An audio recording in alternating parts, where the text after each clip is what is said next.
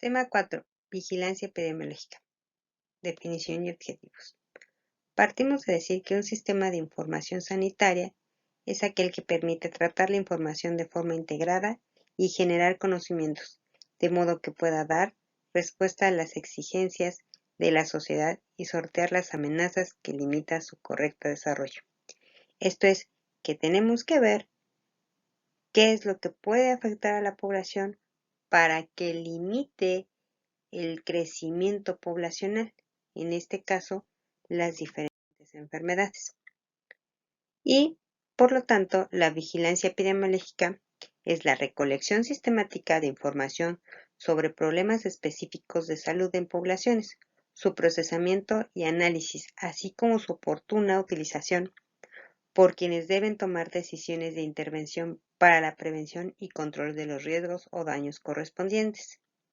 Por lo que toda la información que vamos a tener o vamos a recopilar, como hace rato, como en el anterior tema habíamos dicho de los datos y cómo tratarlos, nos va a servir para ver cómo se está comportando una población ante un suceso o ante una enfermedad y poder estar vigilando para evitar que haya, como habíamos platicado anteriormente, picos altos en las gráficas y se mantengan estables para que las poblaciones no enfermen. Objetivos de la vigilancia epidemiológica. La detección oportuna de las situaciones de riesgo público en salud, la monitorización del impacto de las intervenciones de prevención, el control de problemas prioritarios de salud en la población, para evitar que las enfermedades o los brotes que tenemos de enfermedades se descontrolen y puedan ocurrir una epidemia. Entonces, por eso son importantes, porque es una forma de ir cuidando y vigilando el comportamiento. 4.2. Actividades de la vigilancia epidemiológica. Todos los niveles del sistema de salud tienen la responsabilidad de realizar las actividades de vigilancia epidemiológica que comprenden 5 puntos. La recolección y notificación de los datos, consolidar los procesos y analizar los datos, formular las recomendaciones para la intervención oportuna, difundir la información, supervisar y evaluar. El 1, que es la recolectar y notificar los datos. La recolección se realiza mediante las fuentes de los datos que guardan relación con la información necesaria, que son 3 tipos: fuentes tradicionales, fuentes especiales y otro tipo de fuentes. Las fuentes tradicionales incluyen datos de asistencia a personas en establecimientos de salud. Esto es lo que obtenemos en las clínicas, en los consultorios, en los hospitales, ¿sí? Para ver qué es lo que pasa con la población y ver si dentro de esta población que tenemos podría haber algunas situaciones de brotes de enfermedades que podrían ser contagiosas o llegar a ser epidemias. Las fuentes especializadas brindan datos que son el resultado de investigaciones epidemiológicas de campos, casos clínicos y encuestas.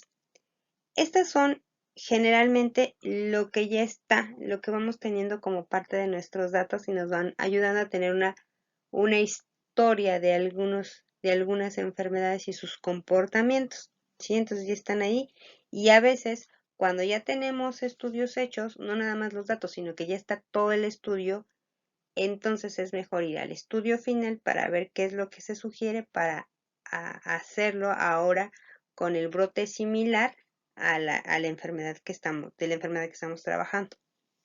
Otras fuentes son estadísticos, censos, como registros de censos este tipo de censos pueden estar específicamente en los hospitales, porque dice registros de tumores, estadísticos vitales de nacimientos, muertes y causas de muertes, bancos de drogas y estadísticas hospitalarias, salud animal como registros de saneamiento ambiental, instituciones relacionadas con protección de alimentos y animales. ¿Por qué es importante la salud animal? Porque hay enfermedades, no todas las enfermedades de los animales nos las pueden contagiar a nosotros, pero sí hay algunas variantes que se nos pueden pegar. El microorganismo puede entrar en el cuerpo, adaptarse a él, modificarse y entonces surgir una variante de esa enfermedad. Y como no estamos acostumbrados a ese nuevo organismo, pues empezamos a no podernos defender de él, sobre todo los individuos que no tienen sus defensas altas, y entonces empiezan a haber problemas de brotes de enfermedades que podrían salirse de control. Recuerden que los microorganismos son más fáciles de adaptarse a los medios que nosotros, ya que se multiplican rápidamente. Esto es que forman generaciones rápidas de individuos que se van modificando en la siguiente generación. Por eso es importante esta parte también de la salud animal y registrar los tipos de enfermedades que pueden ser similares a las de nosotros o que podrían verse modificadas. El segundo, consolidar, procesar y analizar los datos. Ya que tenemos todos los datos, vemos qué vamos a hacer con ellos, ¿no? El manejo de los datos puede ser de la siguiente forma: nivel local, nivel regional y nivel nacional. En el nivel local es el que genera el dato. Las tareas incluyen la recolección, depuración, clasificación, remisión al nivel superior, así como también el análisis en términos de persona, tiempo y lugar. Recuerden que el local es lo que vamos a hacer en cada zona. Por ejemplo, si estamos hablando de Coacalco y quiero hacer un estudio exclusivamente de Coacalco, entonces me voy a nivel local, que sería en mis colonias, ¿sí? En Villa de las Flores, en Los Héroes. Entonces hago mi registro a nivel local y empiezo a sacar mis muestras. Es importante que las muestras tengan, como vimos hace rato, ciertas variables de las que estemos hablando, por ejemplo, edades o lugar o tiempo. O sea, determinemos cuál es la variable que vamos a estudiar para que podamos, en base a eso, recolectar nuestros datos. Nivel regional. Integra la información de casos, brotes e informes de laboratorio y realiza el análisis por el procesamiento estándar de estudios en función de la persona, lugar y tiempo. Ello permite la detección de las epidemias. Entonces, ya que tenemos nuestro nivel local, ahora vamos a hacerlo a nivel, unimos todo eso y ya lo hacemos a nivel regional. Entonces, por ejemplo, aquí, ya que lo tenemos en todas las colonias, lo vamos a hacer, englobarlo para Coacalco, ver el comportamiento. Y si vemos que existe ya una situación de brotes en diferentes lados que estamos empiezan a coincidir con las mismas características, que empezamos a determinar que es un brote epidemiológico, entonces en ese momento vemos cómo lo detenemos para que se quede como a nivel regional, ¿sí? Nivel nacional. Realiza el análisis de la información del país e identifica las enfermedades de mayor impacto y los cambios de tendencia. Colabora en la planificación, ejecución y evaluación de los programas. Este ya es a nivel país, ¿no? Entonces, ¿qué es más o menos lo que está sucediendo ahorita? Tenemos nuestros estados de mayores riesgos y la idea es que esta parte de no salir de casa es que se contengan los individuos o los brotes que están específicamente en una región para que no se vayan a otras regiones y entonces tengamos brotes en diferentes partes del país y entonces empecemos a perder el control de esos brotes. Entonces, esa es la idea. Y entonces se da una ejecución a nivel nacional del plan de qué es lo que se tiene que seguir para evitar que estos brotes se propaguen. ¿Qué es lo que estamos siguiendo ahorita, no? O sea, la distancia, que no salgamos de casa, que usemos cubrebocas, que saniticemos nuestras manos, que saniticemos nuestros zapatos cuando entramos de la calle. Todas esas situaciones se dan a nivel nacional, ¿no? Que también se pueden hacer a nivel local, regional y nacional, para evitar que vaya creciendo. La idea es que se contenga, la idea es que se contenga a nivel local para que no vaya creciendo. Pero bueno, si es así, hay que ver cuáles son las medidas que se tienen que tomar. De acuerdo a todos los estudios que vamos haciendo, las gráficas representativas, el análisis que estamos siguiendo para ver cómo es el comportamiento de la población.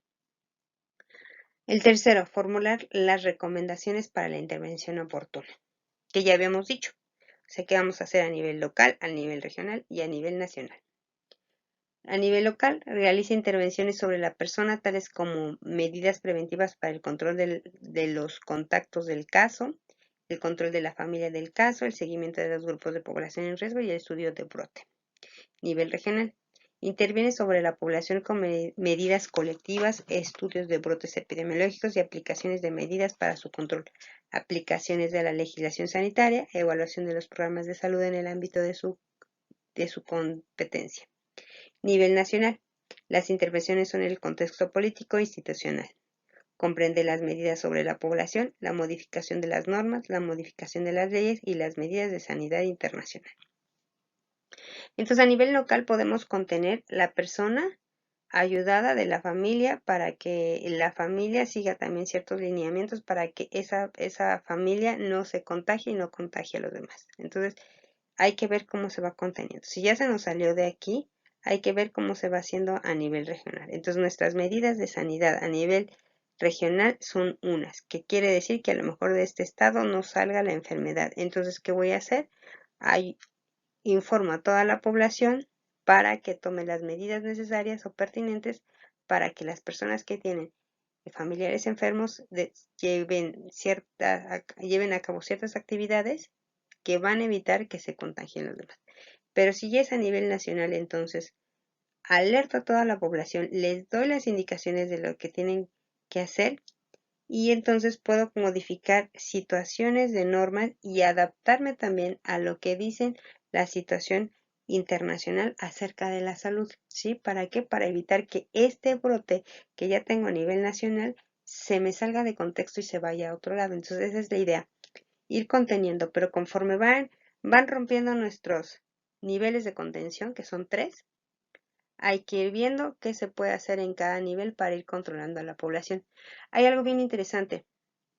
Cuando los países son cultos, esto es, que su nivel de educación es alta, implica que la mayoría de las personas siguen las indicaciones al pie de la línea. O sea, le dicen, es esto y las personas lo hacen. Cuando las personas o el país es pobre y de nivel educativo bajo, es más difícil que se sigan las indicaciones. ¿Por qué? Porque a veces no las entendemos o porque no se tiene el dinero suficiente para poder abastecer a toda la población. Entonces, también de ahí depende de que estos controles se puedan dar. Difundir la información. La difusión periódica de la información es fundamental para la retroalimentación del sistema. Puede realizarse por un boletín que es como el epidemiológico regional, boletín epidemiológico nacional, publicaciones especiales tales como informes, comunicaciones circulares, nuevas resoluciones, leyes, etc. Se recomienda que la publicación del boletín epidemiológico tenga frecuencia semanal y sea distribuida a todos los niveles. Se propone que sea elaborado por los niveles locales, regionales, nacionales. Las vías que se pueden utilizar son correos electrónicos, páginas web o impresos. La idea es que haya forma de que estemos comunicando, de que la población esté informada de qué es lo que está sucediendo, cómo se está trabajando y qué es lo que pasa continuamente con esto.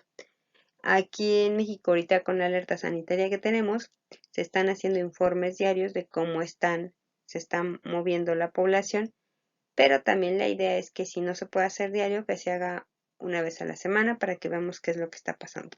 Todo va a depender de la situación del país, ¿sí? Y en la actualidad es más fácil porque ya se puede hacer por vía electrónica o por la televisión que se puede estar informando, ¿sí? Anteriormente solamente se sacaban los boletines que eran escritos y se trataba de que la población se informara de esa forma. Ahora es más rápido todo y entonces podemos llegar a más lugares para que la gente sepa qué es lo que está pasando. Pero aún así, siempre se sigue teniendo un boletín epidemiológico, que es como lo formal, y la información se puede dar vía electrónica, o sea, vía televisión, que es lo que más se utiliza en la actualidad. 5. Supervisar y evaluar. Los indicadores, las relacionados con los atribuidos que se utilizan son de estructura, proceso y resultado. O sea, ¿cómo vamos a ver esto? Estructura, porcentaje de horas profesionales dedicadas a la actividad de la vigilancia y disponibilidad de información para procesamiento y comunicación, proceso, número de personas por notificar, cobertura, resultado, índice epidemiológico, canal epidemiológico, número de informe, boletines, actualización, difundir según el nivel. Entonces, una vez que hicimos todo, hay que ver cómo se va a estructurar esta parte de la información, ¿sí? Entonces, las personas encargadas de hacer estos estudios para ver qué es lo que está pasando con la enfermedad o con la epidemia o con el comportamiento del brote son las encargadas que tendrán que hacer la notificación a las autoridades pertinentes para que estas autoridades puedan hacer que se obtenga el resultado que sería lo que habíamos dicho hace rato, un informe epidemiológico para ver cómo comunicamos a las personas y entonces vean cómo se puede solucionar este problema para que no siga creciendo. Para los fines de vigilancia epidemiológica, la información debe cumplir los siguientes requisitos. O sea, ya que tenemos toda la información y tenemos que empezar a difundir, esta información tiene que ser válida, oportuna, integridad, o sea que tiene que tener ciertas situaciones de que le creamos, y comparabilidad. Entonces, validez es el grado en que una condición observada refleja la situación real, ¿sí? Y puede ser de sensibilidad, especificidad. Sensibilidad, probabilidad de identificar correctamente aquellos sujetos que han padecido una enfermedad, una determinada enfermedad. Especificidad, probabilidad para identificar correctamente aquellos sujetos que no han sufrido una patología determinada a estudio. Entonces es importante que una vez que esté haciendo todos los estudios sean válidos, y esto quiere decir que voy a identificar, como habíamos hablado en el que voy a identificar cuáles personas están enfermas y cuáles no están enfermas. Esto es, voy a tener control de casos, como habíamos hablado, ¿sí? Anteriormente, que voy a tener mis casos que sí están enfermos y mis casos que no están enfermos, y voy a comparar y voy a ver cuál es el comportamiento de estos, sobre todo los que no están enfermos, para que si tienen algún contacto con los enfermos, qué está pasando, y entonces en base a eso poder tomar decisión. Pero aquí la idea es que de lo que yo estoy hablando, lo que yo estoy probando sea válido, porque estoy teniendo diferentes puntos de comparación para poder hacer esto válido, que era lo que el otro día en el otro documento les estaba platicando, que se hace todo un estudio y los resultados que tengamos generalmente son estudios donde se comparan con los anteriores estudios para poder confirmar que esto es válido. Y algunos estudios, para que le podamos decir que son válidos y confiables, pues a veces duran 10 años. En los casos de las enfermedades que surgen rápidamente, la validez se lleva a cabo con todos los informes, sobre todo mundiales, que se tienen, se comparan, y entonces se puede llegar a una determinada conclusión para decir que tal resultado es el más adecuado o el más acertado. Oportunidad. Para que sea útil debe estar disponible en el momento de los hechos, ya que las medidas de acción en salud deben tomarse sobre datos recientes. Los datos de los años anteriores solo sirven para la tendencia y el comportamiento de una enfermedad. Oportuno es que lo tengamos en el momento, como ahí dice, todos los datos, pero eso también nos da pie, como lo que acabo de decir, que puedo comparar con lo que está sucediendo a lo mejor en Estados Unidos y en China, y entonces comparo entre esos dos países porque está sucediendo en ese momento, veo su comportamiento, y entonces puedo predecir cómo se puede comportar mi población de acuerdo a las variables que ellos tienen y las variables que yo tengo. Esto es lo más bonito de la epidemiología, que también tiene que ver con la estadística y la probabilidad, que podemos predecir ciertos comportamientos. Y aquí sobre todo nos interesa siempre ir más adelante de cómo se va a comportar la enfermedad ante ciertas situaciones para poderla ir frenando. Integridad. La información debe contener todos los datos y variables necesarios para cumplir con la finalidad de la vigilancia epidemiológica. Comparabilidad. La información debe permitir la confrontación actual, pasada y su proyección a futuro. Igualmente debe ser comparada con otros dos con otros datos similares tanto a nivel nacional como a nivel internacional, que era lo que estábamos diciendo. O sea, todo esto, validez, oportunidad, integridad y comparabilidad es cómo se desarrolla la enfermedad, cómo obtengo datos, cómo puedo compararlos en, en la actualidad con mi situación a nivel país, a nivel internacional, ¿sí? Y entonces en base a eso, darlo a difundir para que las personas vean que efectivamente lo que se les está diciendo es verdad y entonces todas las indicaciones que se les den para frenar o controlar la enfermedad, pues lo sigan. Porque entonces aprendo a ver que lo que me están diciendo que es, tiene una validez para lo que estamos pasando o para lo que se está pasando dependiendo del tipo de enfermedad o brote o epidemia de la que estemos.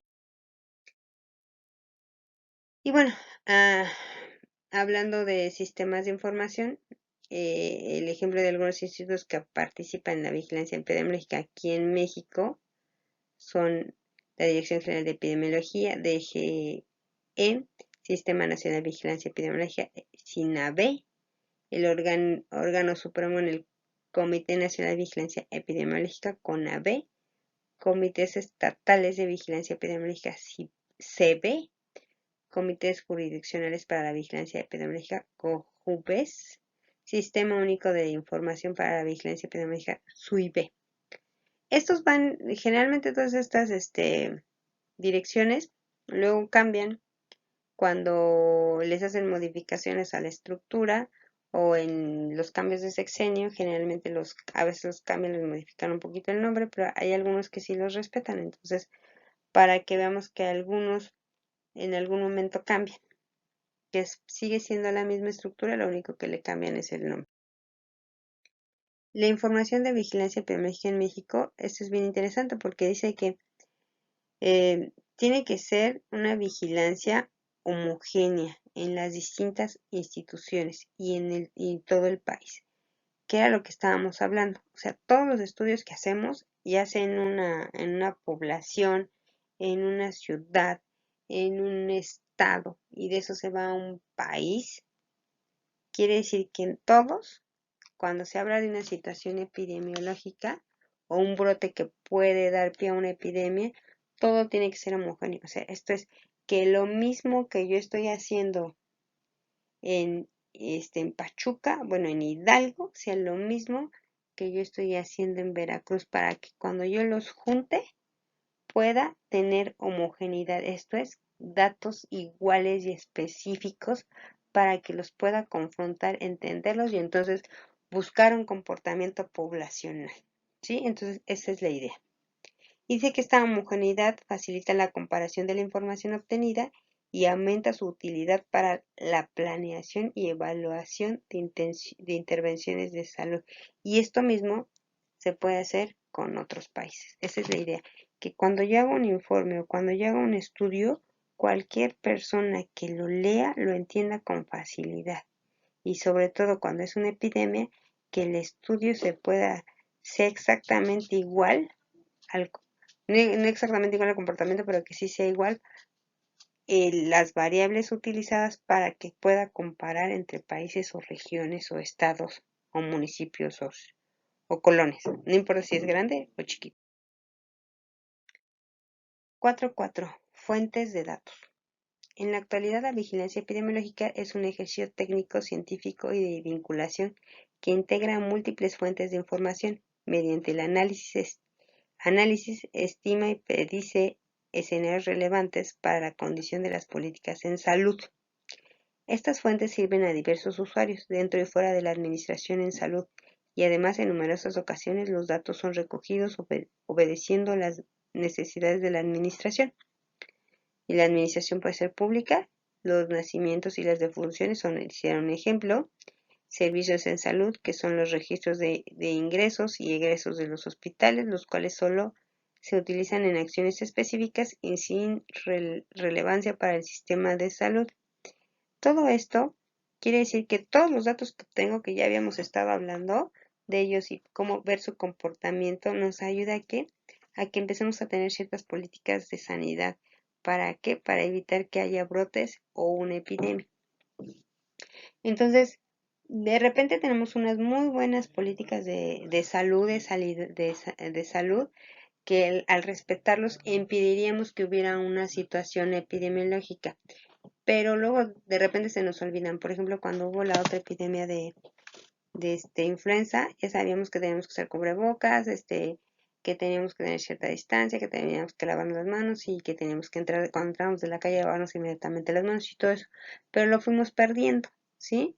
Entonces, poco a poco lo fuimos perdiendo. Ya la gente llegaba a sus casas y no se lavaba las manos hasta que, no quiero generalizar, pero algunos hasta que era la hora de la comida o cuando iban al baño. Entonces, la idea es que haya situaciones o políticas de salud que una vez que se establezcan se sigan siempre.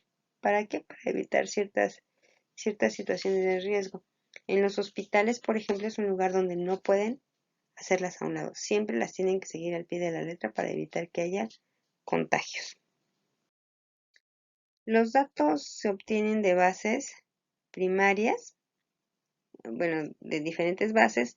La primera es la base de los datos primarios que ya habíamos hablado, ¿sí? Que son el lugar donde se obtienen de primera mano los datos. Entonces, en epidemiología es fundamental disponer de fuentes de información de buena calidad para obtener los datos necesarios para calcular las principales medidas necesarias para el análisis de los problemas. Una importante fuente de datos son los registros y documentos ya existentes. Algunos ejemplos de estos son los censos poblacionales, las estadísticas de mortalidad, natalidad, sociodemográficas, los registros laborales, de vigilancia ambiental, de enfermedades, notificaciones obligatorias de egresos hospitalarios, historiales clínicos, las encuestas poblacionales, las estadísticas de vigilancia epidemiológica. Entonces, como ya habíamos dicho, los datos primarios se obtienen de donde se generan toda esta información que puede ser, por ejemplo, que son los hospitales, los consultorios, las clínicas, ¿sí? Entonces es importante que ellos lleven sus registros de todo lo que va sucediendo en la semana, o para que a la semana hagan su reporte y al mes puedan decir, tuvimos tantos casos de esto, tantos defunciones de estos, tanto nacimiento de esto, entonces para que lleven un control, ¿sí? De todos esos tipos de datos que al final se utilizarán en algún momento, sobre todo para estudios epidemiológicos. La otra son las bases de datos secundarios. Sus principales ventajas radican en que son fuentes de datos rápidos, sencillos y económicos. Sus limitaciones son su validez y la calidad, pues los datos que contienen han sido recogidos por múltiples personas que han utilizado métodos y definiciones diferentes. Si el registro es manual, puede tener problemas adicionales de legibilidad. El problema es que podemos tomarlos de otro lado, o sea, en una toma tan directa de la población de la muestra, y esto puede dar pie a que no estén bien elaborados, a menos de que las personas tengan hayan sido capacitados para que tomen las muestras de acuerdo a lo que se va a estudiar específicamente y entonces poderlos tomar como datos en lugar de secundarios, datos primarios. Pero como a veces difiere un poquito la forma de educación y de ver la toma de muestras, estos pueden hacer que vayan variando, ¿sí? Entonces por eso se tiene sus limitantes, ¿sí? Y estas pueden ser así como sin necesidad de tener una observación, como ya habíamos dicho hace rato, que podemos tener una observación de cómo se comporta el paciente, ¿sí? Cómo llegó, ¿sí? Cuál es su historia, pero al ser rápido probablemente no tomemos en cuenta todos esos conceptos. Pueden diferenciarse dos grandes tipos de datos secundarios, datos individuales y datos agregados. Los datos individuales que proporcionan información separada de cada individuo corresponden a la ficha clínica que está en los hospitales, centros de salud, datos recogidos en los estudios, ¿sí? Esto es que nos vamos otra vez a la parte donde tenemos prácticamente todos la obtención de nuestras muestras, que son los hospitales. Los datos agregados que proporcionan información sobre grupos de individuos corresponden a datos demográficos, laborales, estadísticos de mortalidad y encuestas poblacionales, entre otros. Entonces, los datos que agregados ya son los que vamos a nivel más grande, esto es a nivel región. Entonces, los datos individuales son los que podemos obtener en los hospitales, en las clínicas, pero los agregados ya los obtenemos que a nivel puede ser municipal, estatal, ¿sí?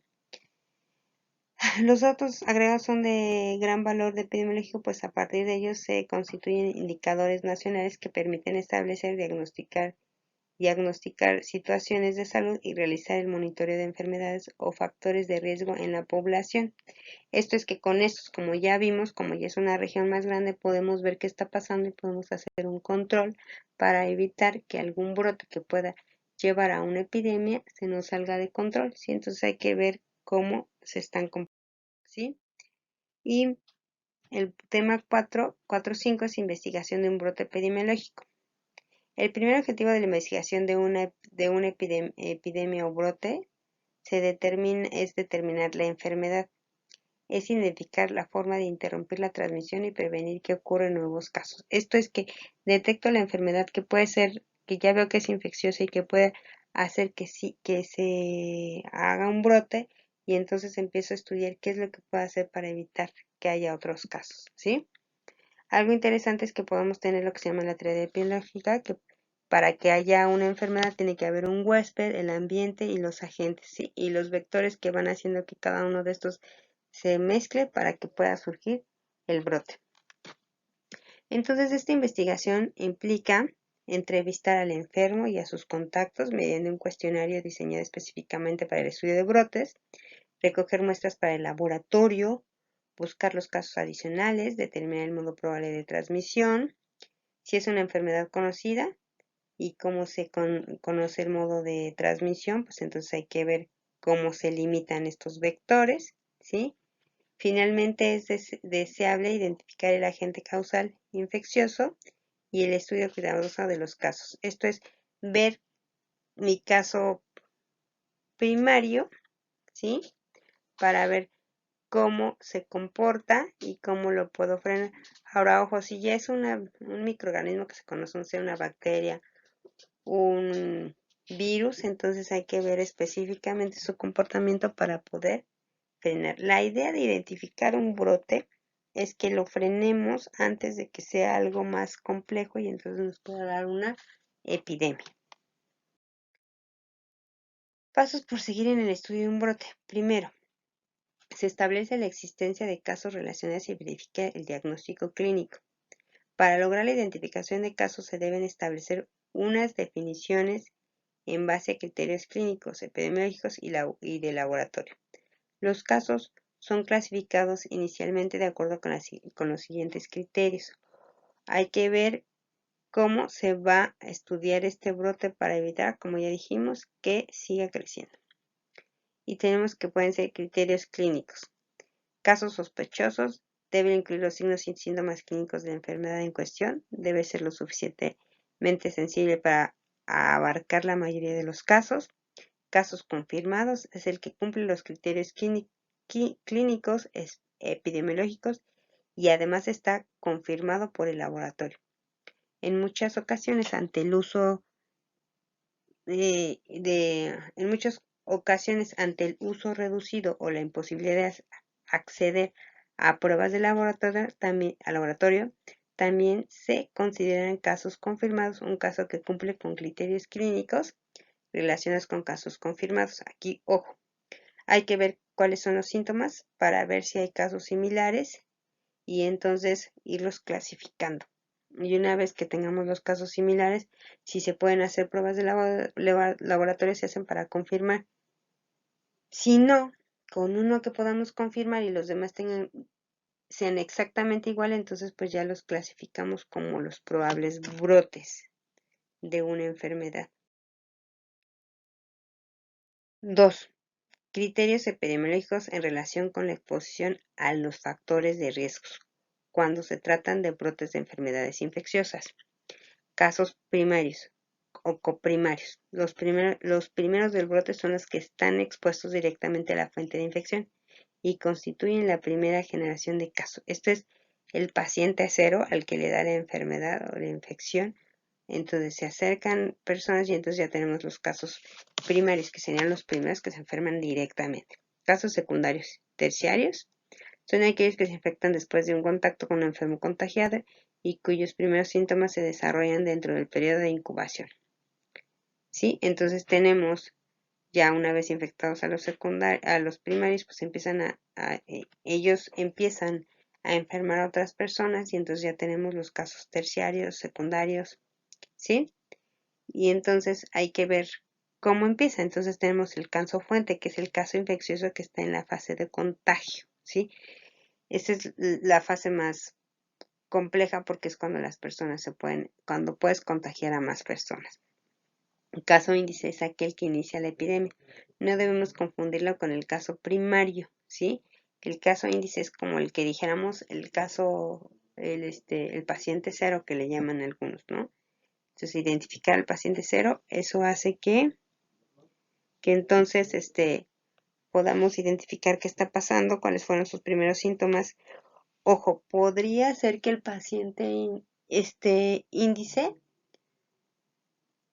a la hora de contagiar a otro paciente puede haber ocasiones en que el microorganismo mute y entonces cambie para el siguiente paciente. Entonces, por eso de repente es muy difícil controlar una epidemia, ¿sí? Porque hay que identificar bien cómo estuvo el brote, dónde empieza, cómo podemos frenar de acuerdo a los síntomas de cada paciente y evitar que sea grande. El segundo paso es confirmar la existencia de epidemia o brote.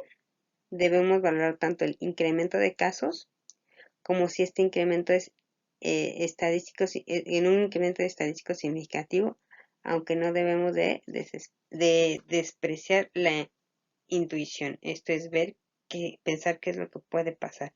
Y esto se lleva a cabo, esta intuición la podemos tener con el ejercicio con el ejercicio y el conocimiento que nos da estar viendo comportamientos de poblaciones, ¿sí? El estudio. Desafortunadamente, solamente algunas personas se especializan en esto, en estudiar comportamientos poblacionales en enfermedades para ver qué es lo que pasa cuando surge un brote de una enfermedad infecciosa y pueda provocar una epidemia. Entonces, no es tan fácil como que ver ese futuro de un comportamiento. Se da prácticamente con la experiencia. Si la incidencia actual fuera superior comparada con la incidencia en base a la misma población, podemos confirmar la ocurrencia de la epidemia o brote. Hay que tener en cuenta que un número de casos mayores que el esperado también puede estar relacionado con acciones de búsqueda activa o con la implementación de programas de control, ¿sí? Y como se ve en el dibujito, entonces empezamos a ver las situaciones de control, o sea, dónde tenemos casos, dónde no hay casos y dónde a lo mejor el control ha funcionado. Entonces, por eso es importante que hagamos gráficos y que podamos representarlos de una forma que sea fácil de interpretar y entonces poderle darle a estas situaciones de los brotes. El tercero describe descripción de la epidemia o brote. El objetivo es hacer una clasificación ordenada de los casos en el tiempo, lugar y persona. Las características deben ser hechas de manera que puedan desprenderse las hipótesis con vistas a la identificación de fuentes y modos de transmisión, así como permitir la determinación de la duración de la epidemia. Esto es bien interesante porque de acuerdo a nuestros comportamientos y por medio de gráficas, si sabemos que de acuerdo a cómo grafiquemos en el eje X o en el eje Y vamos a tener variables dependientes e independientes y entonces de acuerdo a eso podemos empezar a ver cómo se van moviendo los puntos de acuerdo a las posibles predicciones que vamos a hacer para ver el comportamiento poblacional como está ahí en la gráfica, que si se dan cuenta empieza con picos muy altos, va bajando, llega a un declive, empieza a subir, pero ya no sube tanto, ¿sí? Baja un poquito y vuelve a subir. Ese es un comportamiento no tan predictible, pero con el siguiente punto podríamos ver si sube mucho o baja, y entonces podría ser que con esta gráfica que estamos viendo veamos que empieza a bajar porque nuestras medidas de control están funcionando, pero como somos una población que no sigue tanto las indicaciones, empieza a subir, ¿sí? Ligeramente vuelve a tener un punto bajo, ¿sí?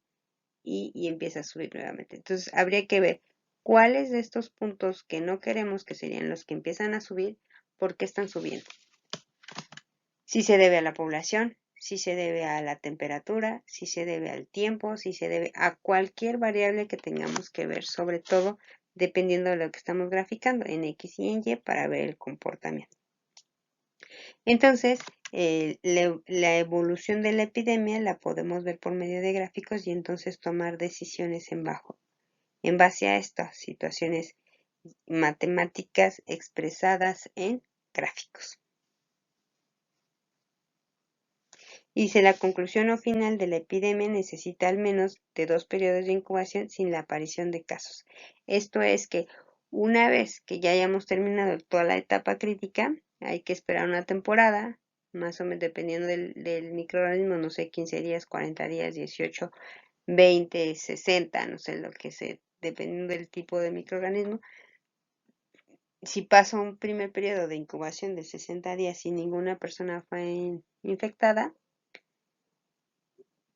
entonces tenemos ya un punto a nuestro favor, y si pasa un segundo periodo y no pasa, entonces quiere decir que hemos controlado la epidemia. ¿Qué es lo que vamos en esta situación? Es lo que se tiene que hacer ahorita, ver cuándo se detiene, cómo se controla, ver que haya 2 periodos, y si ya en esos 2 periodos ya no hay brotes, entonces quiere decir que hemos controlado momentáneamente, porque no estamos seguros si el microorganismo se modifique momentáneamente el brote. Y dentro de estos, tenemos la relación o lugar o espacio, que ya vemos. O sea, si se dan cuenta, todo tiene que ver con las variables que tenemos que estudiar, que pueden ser espacios, tiempos, personas, para ver comportamientos y en base a eso tomar decisiones. Y entonces, de acuerdo al espacio, es el resultado de brotes entre los límites geográficos de cada territorio, como habíamos dicho hace rato, que puede ser local, regional o nacional, ¿sí? Y entonces vemos cómo se comporta y cómo lo podemos ir frenando. Y todo esto lo podemos ver mediante gráficos que nos dan una interpretación. Por ejemplo, el gráfico, el primer gráfico, ¿sí? Que tiene ahí anotados los diferentes estados, que no se ve bien, pero son los diferentes estados, en el eje de las X, ¿sí? Mientras que en el eje de las Y ya nos están ciertos valores y vemos cómo van bajando. Entonces, podríamos decir, por ejemplo, que el DF es perdón, la Ciudad de México es el que tiene menos casos, mientras que la ciudad de Yucatán es la que tiene menos casos, ¿no? Perdón, el estado de Yucatán es el que tiene menos casos. Entonces, así vamos a ir analizando para ver qué es lo que está pasando de acuerdo al espacio, límite geográfico, o también lo podemos delimitar con mapas, ¿no? Y el C es relativo a las características de las personas. Esto tiene que ver con la edad, con el sexo, con la exposición, con la religión, ¿sí? Podría también entrar lo económico. Y entonces, aquí pongo, por ejemplo, en el gráfico de abajo, van en periodo de edades, dice de 1 año a 2 años, y de 3 podría decir de 1 año a 3 años, de 4 años a 5 años, y así sucesivamente, para ver cómo se está comportando esta gráfica de acuerdo a las personas que se están enfermando. Pero podemos también tener comportamientos de personas que van sanando, ¿sí? Entonces, esto de alguna forma ya lo hemos estado platicando, ¿sí? De cómo hay que ver siempre las variables, y dentro de las variables pueden ser, como dijimos, espacios, tiempos, ¿sí? La cuarta, si se dan cuenta, más o menos entre todo lo que hemos ido hablando, es ir desarrollando los pasos del método científico desde otra forma, en algunos casos con más pasos, para ver ciertos comportamientos. Y entonces, ya que vi cómo se comporta toda la población y el brote y qué es lo que está sucediendo, tengo que decir o formular una hipótesis para poderle dar solución al problema en base a todo lo que ya investigué. Y si por alguna razón la hipótesis no funciona, entonces tengo que ver por qué no funciona, poner nuevas variables para ver si con estas variables podemos tener un mejor control, ¿sí? Y entonces dice que el estudio descriptivo y las investigaciones realizadas nos permiten formular hipótesis causales de una formación lógica y plausible acerca del agente etiológico, la fuente de infección, los posibles modos de transmisión, así como las características de la población expuestas al riesgo de infección. Esto es bien importante porque ya tenemos que resumir, de acuerdo a lo que hemos investigado en la hipótesis, cómo se puede transmitir, cómo lo podemos parar, qué situaciones, qué síntomas tenemos de la infección y entonces en base a eso tomar soluciones de cómo vamos a poder frenar, ¿sí?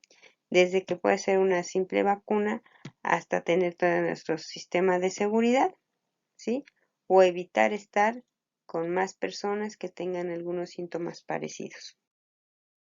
Quinto, ampliación de la investigación, si fuera necesaria, y análisis para la verificación de la hipótesis. Si nuestra hipótesis, como ya habíamos dicho, no es la adecuada y lo que tomamos como medidas de seguridad tampoco están funcionando, entonces hay que ver qué es lo que se está haciendo, qué es lo que se puede hacer y modificar. Sexto, medidas de control en el brote. Las medidas de control de un brote se deben de iniciar en el momento en que se conoce la existencia de este. ¿Para qué? Para controlarlo y frenarlo. Séptimo, la elaboración de un informe para ser ampliamente divulgado en forma y tiempo oportuno a autoridades profesionales de la salud y medios de comunicación. Esto es que tenemos que hacer todo lo que ya habíamos dicho para resumirlo en un trabajo y poderlo difundir y entonces todas las personas se informen de qué es lo que está pasando, qué es lo que se puede hacer, qué es lo que no se debe hacer, cuáles serían los síntomas, qué microorganismo lo causa, cómo lo debemos combatir y entonces de alguna forma controlar este brote. Sí, y en la imagen se ve que prácticamente la mayoría, no todos, pero la mayoría de los brotes, sobre todo infecciosos y que proceden de virus, terminan como controlándose por medio de la vacunación. Ahora lo que sigue es que hagan el cuestionario 4, ¿sí? Lo resuelvan. Toda la información viene en el documento del tema 4, que está en formato PDF, entonces contestan el cuestionario, ¿sí? Una vez que contestan el cuestionario, hacen su actividad 5, que es elige un brote epidemiológico y describe los pasos que se deben de seguir para su estudio. Entonces, eligen una enfermedad que ustedes piensan que es contagiosa y que puede hacer una epidemia y ver cómo lo podrían determinar, detectar, ¿sí? Y analizar para poder combatirlo y neutralizarlo para evitar que se haga más grande o difundirlo, ¿no? Podrían empezar o decir que se puede hacer a nivel regional, nacional ¿sí? Entonces necesitan ver en qué nivel lo pueden trabajar, ¿sí? Y entonces terminan su cuestionario, su actividad, los guardan en un formato PDF y lo suben en la plataforma para que yo se los revise.